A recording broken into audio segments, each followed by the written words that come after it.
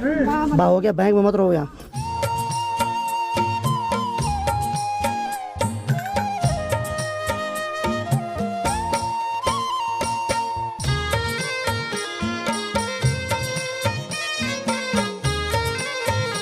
तो चलो भाई, नए दिन के साथ नए ब्लॉग की शुरुआत भी हो गई है। तो हेलो दोस्तों, क्या हाल चाल है? मैं बिल्कुल मस्त हूँ। उम्मीद आप लोग जहाँ होंगे स्वस्थ होंगे, मस्त होंगे, परिवार के साथ व्यस्त होंगे। मेरा नाम है रविंद्र बाहुगुणा और स्वागत करता हूँ आपका देवभूमि उत्तराखंड के इस खूबसूरत से गाँव धौंतरी गाँव से। तो वह मौसम की बात किया है तो पूरा नीला आसमान तो नहीं बोल सकता हूँ, थोड़ा बहुत बादल, थोड़ा बहुत नीला, थोड़ा बहुत सूर्यदेव दिखाई दे रहे हैं। बाकी मेरी तैयारी अभी यहाँ से कमा जाने की, वहाँ से नानी को लेके आऊंगा और फिर नानी का बैंक में काम है तो उसको निपटाने के बाद मैं निकल पड़ूंगा यहाँ से आज ऋषिकेश के लिए। ऋषिकेश में काम है। एक्चुअली मैंने कुछ दिन पहले अमन को बोला था मेरा मोबाइल खराब है, तो वहाँ मैंने एडवांस पैसा भी दे रखा है। तो जो सैमसंग का सर्विस सेंटर होता है तो वहाँ एडवांस में पहले मंगाना पड़ता है पार्ट। तो मेरे जो मोबाइल के पीछे के साइड कवर है वो पूरा आ रहा है, यानी कि उसमें कैमरे का लेंस भी अटैच है। तो तीनों चारों कैमरे के लेंस चेंज होंगे भाई। चलो वो काम भी करवाना जरूरी है। बाकी आगे आपको पता चलेगा कि मैं कहाँ जाने वाला हूँ, क्या करने वाला हूँ, हर चीज आपको ब्लॉग में पता चलती रहेगी। और यहाँ की बात करें तो गंगा बैठी हुई और अनीता लगी अपने बालों को संवारने पे। हेलो, क्या हाल है? बढ़िया। टनसाग इस बार अनीता नहीं जाएगी मेरे साथ अब शहरों की ओर। नहीं, इसका मन कर रहा था पर क्या करें अब गांव में भी टिकले नहीं तो बहुत खतरा है। हाँ, बाकी आज गंगा भी चले जाएगी अपने घर। नहीं, हाँ, नानी के साथ चले जाएगी बाद में। वैसे तो नानी भी यहीं रहती, लेकिन एक्चुअली 1 साल तक नानी ना यहाँ रह सकती है ना यहाँ खा सकती है। जब तक नाना जी का वार्षिक श्राद्ध नहीं हुआ तब तक नानी को कहीं भी रहना अलाउड नहीं है भाई। अलाउड का मतलब है कि शास्त्रों के हिसाब से। और यहाँ की बात करें तो माँ जी लगी है दीपिका से बात करने पे। है दीपिका? चलो बढ़िया। तो दीपिका खूब ज्ञान दे रही है माँ जी। खुश रहे, बल खुश रहे तू। तो लगी तुम्हारी खूब कपड़े हैं। चलो ठीक है माँ जी, मैं नानी को लेने जा रहा हूँ। ठीक है, ठीक है, ठीक है, ठीक है। चलो मैं सड़क पे आ गया हूँ। बाकी कार को स्टार्ट करता हूँ, फिर निकलता हूँ नानी को लेने के लिए, क्योंकि नानी के पास खर्चा भी नहीं है। वैसे तो मैंने बोला था मैं खर्चा देता हूँ, लेकिन नानी ने बोला कि अकाउंट में चेक करती हूँ कि वृद्ध पेंशन आ रही कि नहीं आ रही, और खाता बंद भी हो सकता है। तो उस वजह से अगर खाता बंद होगा तो उसी टाइम KYC भी कर लेंगे। तो पहले मुझे नानी को लेने जाना है, क्योंकि नानी के पैर में दर्द हो रहा तो नानी चल नहीं पाती है। हालांकि टाइम भी बहुत ज़्यादा हो गया, लेकिन आज ही मुझे सारा काम निपटाना है और आज ही मुझे निकलना है ऋषिकेश के लिए। तो देखता हूँ कितना टाइम लगता है इस काम को निपटाने में। तो अभी बहुत सारे कमेंट आ रहे हैं कि भाई तुम्हारे फ़ोन की क्वालिटी कम आ रही है। एक्चुअली मैं बता देता हूँ, मेरे मोबाइल का एक जो पहला वाला कैमरा है उसका ग्लास टूट रखा है, यानी कि उसमें एक स्क्रैच पड़ा हुआ है। तो उसी वजह से जैसे मैं अल्ट्रा मोड में जा रहा हूँ उसके बाद एक साइड शैडो बनी हुई आ रही है, तो उसी वजह से क्वालिटी थोड़ा कम आ रही है। और उसी ग्लास को चेंज करने के लिए मुझे लगभग 4300 रुपए देने पड़ रहे हैं। हालांकि कंपनी वालों ने कहा कि वो पूरा सेट ही चेंज होता है, यानी कि जितने भी 2-3 कैमरे हैं उनके ग्लास भी चेंज होंगे और मोबाइल का बैक कवर भी चेंज होगा। तो कुछ पैसे मैंने एडवांस दे रखे हैं, कुछ मैं तब दूंगा जैसे आ जाएगा। तो कल या परसों तक मोबाइल का बैक कवर भी आ जाएगा विद ग्लास के साथ।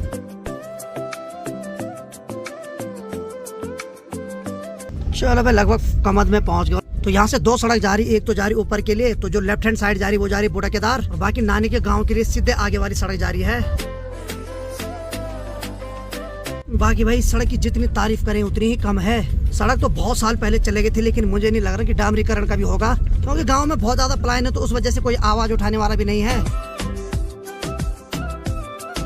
चलो मैं फाइनली अपनी डेस्टिनेशन पे पहुंच गया हूँ। तो जिस जगह पे मैं अभी रुका हूँ इस जगह को बोलते हैं कुकड़ियानी। सड़क थोड़ा आगे तक जा रखी है, लेकिन वहाँ थोड़ा कच्ची सड़क है, यानी कि आजकल बारिश हो रही है तो उस वजह से वहाँ टायर धंसने का खतरा है, इसलिए मैं यहाँ पे रुका हूँ। बाकी ठीक सामने की बात किया तो ये देखो भाई, मामा जी और नानी जी दोनों आ रहे हैं और साथ में डुगू भी आ रहा है यहाँ तक। तो मामा जी की भी अकाउंट की KYC करनी है, तो इस वजह से मामा जी भी आ रहे हैं। तो फटाफट काम निपटाने के बाद मुझे निकलना भाई ऋषिकेश के लिए। आज मेरे साथ इस सफर में कोई नहीं भाई, अकेला ही जाऊंगा। रास्ते में कोई लिफ्ट मांगेगा तो बिठा दूंगा, वैसे भी हमेशा बिठाता ही हूँ। इस सड़क पे आपको हर जगह ऐसे छोटे छोटे तालाब देखने को मिलेंगे।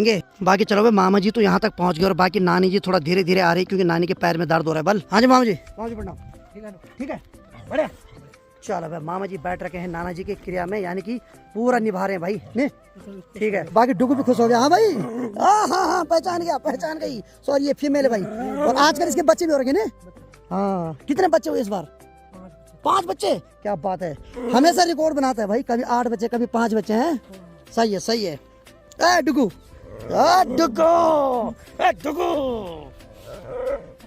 चलो भाई, घर की मुख्य सदस्य यानी कि मुख्यमंत्री भी आ गए हैं। ओहो नानी प्रणाम। ठीक है, बढ़िया बढ़िया। और क्या हाल है? क्यों करा रही है तू? अब क्यों ज्यादा करा रही है? चल आ जाओ आराम से। खाना खुड़ा नहीं, खाना नहीं, अभी टाइम नहीं उतना। नानी बोले तेले में खाना बना रखा है, खाने का टाइम नहीं, जल्दी चल। अरे मुझे ऋषिकेश भी जाना है, अभी कोई नहीं मेरे तगड़ मार। चल चल चल, आ जा। पुराने बुजुर्ग को समझते नहीं भाई, उनको कितने भी समझाएं लेकिन उनको अपनी जिद करनी होती है भाई। चलो मैं नानी को आगे वाली सीट पे बैठाता हूँ क्योंकि नानी को थोड़ा उल्टी होती है। आ जाओ आ जाओ, इधर इधर इधर बैठ, आगे फ्रंट सीट पे आइए प्रधानमंत्री जी। हाँ जस तो कर रहे भगवान, आ जा। नानी बोल रही भगवान जस करे वाला है। आराम से बैठ, आराम से। हाँ ये आराम से बैठ जा। चलो ठीक है भाई, फाइनली नानी बैठ गई। चले चलो भाई, चलो भाई निकलते यहाँ से।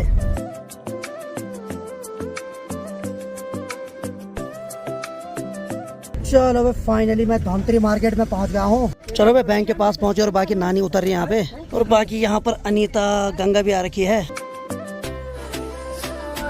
बाकी चलो भाई बैंक में पहुंच गया और बाकी बैंक का काम निपटाता हूँ। यहाँ माँ जी भी आ रही है, साथ में नानी, दोनों की भेंट हो गई यहाँ पे ने।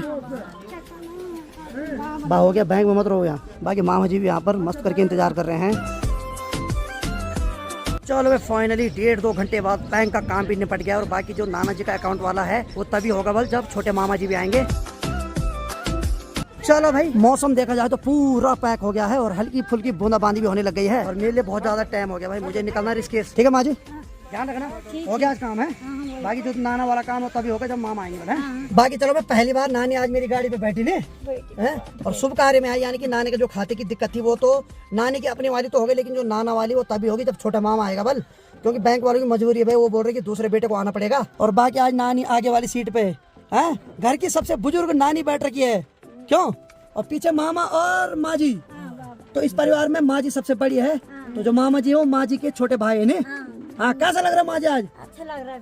और आज पहली बार ऐसा हुआ कि माँ जी भी कहीं नहीं गए भाई, आज दिन भर यहाँ बैंक में। हाँ चलो ठीक है भाई। और गंगा और अनीता भी आगे। बैठ जाओ भाई, बैठ जाओ डंपर पे। अब बाकी भाई आज के दिन की बारिश भी शुरू हो गई है और नानी अपनी बेटी को खर्चा देती हुई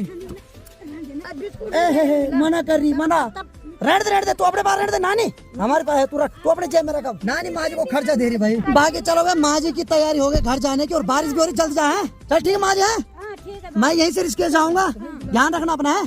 फोन कर। ठीक है। बाकी फिर मैं पहले नानी लोगों को नानी के गांव तक छोड़ रहा हूँ, उसके बाद मुझे निकलना रिस्केस के लिए। मेरे साथ ऊपर तक अनीता भी जा रही, फिर अनीता यहाँ आ जाएगी। चल ठीक है, ठीक है भाई। बाकी देखो भाई वैसे नानी ने और मामा जी ने हमारे घर जाना था, चाय पीनी थी, तो आराम से जाते बाद में, लेकिन एक्चुअली अभी 1 साल तक नानी और मामा नहीं जा सकते कहीं ने, तो इसीलिए जब नाना जी का वार्षिक श्राद्ध हो जाएगा उसके बाद ही जा सकते हैं भाई कहीं, तब तक ये कहीं बाहर का पानी भी नहीं पी सकते भाई। चलो फटाफट छोड़ते इनको अब। और गंगा भी आज चले जाएगी और मेरे साथ यहाँ तक अनीता आएगी वापस ने। बाकी चलो भाई जो भी नानी जी ने सब्जी लेनी थी वो भी ले ली है। बाकी बारिश तो ठीक ठाक हो रही है आज।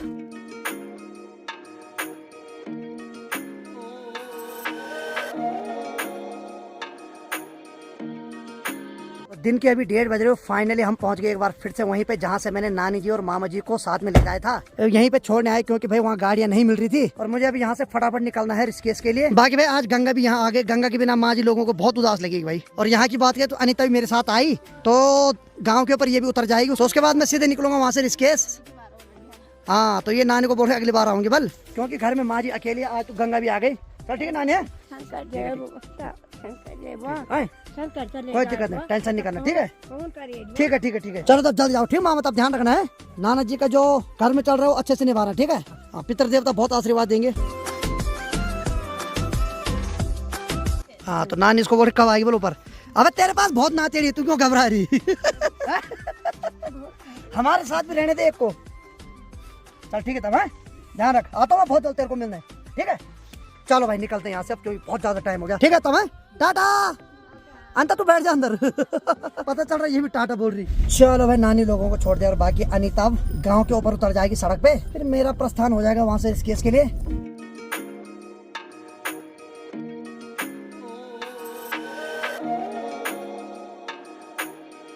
चलो भाई फाइनली पहुंच गया अपने गांव के ऊपर सड़क पे। बाकी अनीता यहाँ से घर जा रही है। चल ठीक है तब ध्यान रखना है, ठीक है बाय। मिलता है अगली बार, है ठीक है। तू भी आराम से माँ जी साथ रहना है, बाय। तो चलो भाई निकल पड़ा मैं यहाँ से ऋषिकेश के लिए। बाकी बैग मैंने पहले ही ला रखा था साथ में। बाकी भाई आज के मौसम की बात करूँ तो मौसम ठीक ठाक हो रखा है और साथ में रिमाजी में आज बारिश भी हो रही है भाई, तो इसीलिए गाड़ी आराम से चलानी पड़ेगी, क्योंकि बारिश में गाड़ी के टायर स्किड होते हैं, तो इसीलिए धीरे धीरे चलानी पड़ेगी कार।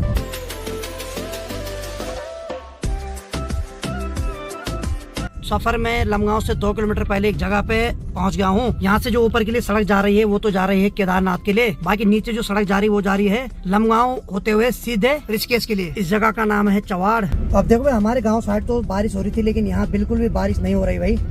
पहाड़ों में हर 2-3 किलोमीटर के बाद कुछ ना कुछ मौसम चेंज होते हुए दिखाई देता है। सफर में आगे बढ़ते हुए मैं लमगांव मार्केट में पहुंच गया हूं। फाइनली मैं लमगांव मार्केट में पहुंच गया और यहाँ अखिल भाई मिले मुझे। क्या हाल है मेरे भाई?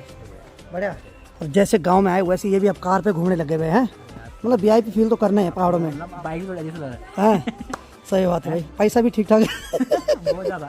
चलो भाई, बाकी इनसे मुलाकात करने के बाद निकलता हूँ यहाँ से, क्योंकि आज के सफर में मैं अकेला हूँ भाई, साथ में अपनी कार है।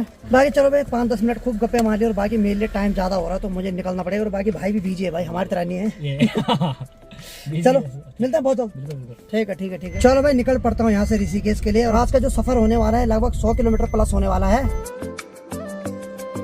बाकी भाई लमगांव आने से पहले भाई मैं यही सोचता हूँ कि भगवान जाम देखने को ना मिले भाई, नहीं तो यहाँ 1-2 घंटे तो नॉर्मल फंस जाता है इंसान जाम में। अब देखो भाई, अकेले में जब भी सफर करना होता है ना तो रास्ता बहुत ज्यादा लंबा लगता है भाई। तो जब कोई साथ में होता है तो उससे थोड़ा बातचीत हो जाती है, तो उस वजह से सफर का पता ही नहीं चलता। तो आज का सफर मुझे बहुत ज्यादा लगने वाला है भाई।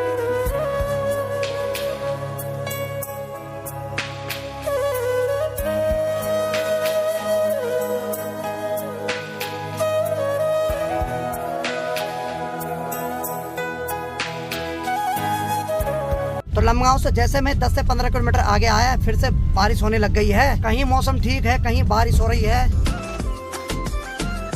बारिश में सबसे ज्यादा खतरा पहाड़ों में लैंडस्लाइड का होता है भाई, यानी कि कहीं भी पहाड़ी से पत्थर आ सकता है। इसीलिए मुझे थोड़ा ठीक ठाक चलना पड़ेगा, यानी कि इधर उधर भी देखना पड़ेगा भाई।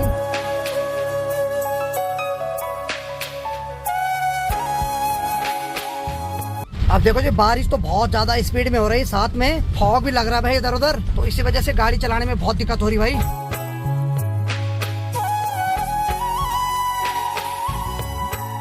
तो अभी मैं डोबरा चाटी से आगे आ गया और बाकी यहाँ आजकल चौड़ीकरण का काम चल रहा है। उस वजह से जो सड़क पे पानी इकट्ठा हो रहा है ना, उसमें गाड़ी स्किड कर रही भाई। ये मिट्टी बहुत भयंकर है भाई, इसमें एकदम टायर की पकड़ नहीं बन पा रही।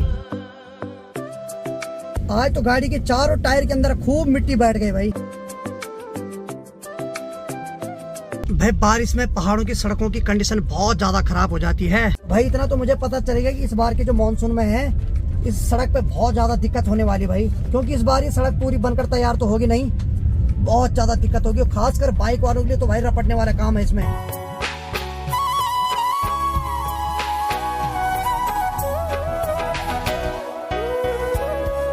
अब देखो भाई, चंबा से मैं लगभग 12-13 किलोमीटर पीछे हूँ और इधर साइड देखो पूरी सड़क सूख रखी है, यानी कि यहाँ बारिश बिल्कुल नहीं हुई है अभी तक। तो चलो भाई फाइनली अब जाके मैं मेन हाईवे पे पहुंच गया हूँ। बाकी यहाँ तो आराम से 60-70-80 की स्पीड में गाड़ी भगा सकते हैं और यहाँ से चंबा की दूरी है मात्र 10 किलोमीटर। सफर में आगे बढ़ते हुए मैं चंबा में पहुंच गया हूँ। अब देखो भाई, यहाँ के मौसम को देख के तो लग नहीं रहा कि मैं बारिश वाले मौसम से गुजर के आया हूँ। यहाँ तो पूरी सड़क साफ और मौसम भी ठीक ठाक है।